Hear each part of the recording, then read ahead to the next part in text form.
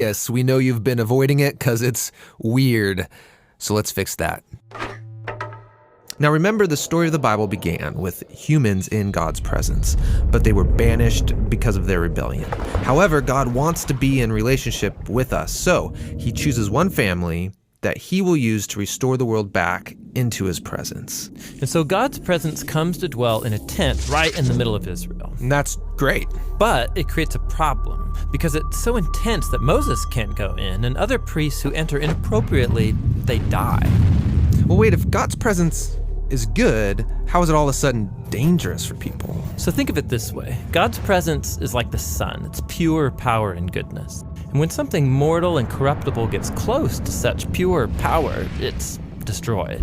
And so the word holiness is used in Leviticus to describe God's pure and powerful presence, which, like the sun, is both good and dangerous. So the point of Leviticus is to show how corrupt Israelites can live near God's goodness without being destroyed.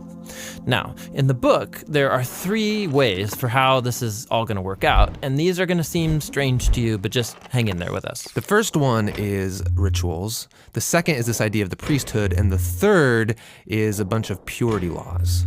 Now, the book is broken up into 7 sections, and each solution is explored in 2 sections of the book. The rituals are here, the priests are here, and the purity laws go here.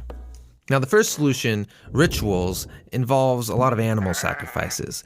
And so Leviticus begins with detailed instructions for how to make these sacrifices. Some are ways of saying thank you to God, and others are simply ways of saying, I'm sorry. And here at the end of the book, there are some more rituals. These are about observing sacred days and festivals. They're all celebrations that retell some part of the story of how God rescued Israel and set them apart from the nations.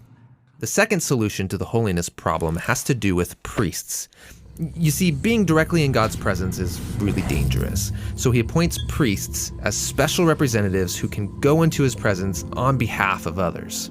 So in this section, we have a story about how the priests are ordained into the priesthood. And then this other section explains the set of higher standards that the priests have to live by because they work so closely to God's presence.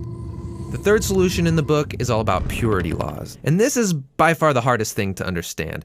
For example, in this section, we're really concerned with knowing whether you're clean or unclean. Or another way of saying that is being pure and impure. And here's what we need to know to understand this. When you're in a pure state, you can be near God's presence. When you're in an impure state, you can't. And so it was really important for Israelites to know what state they're in at any given moment.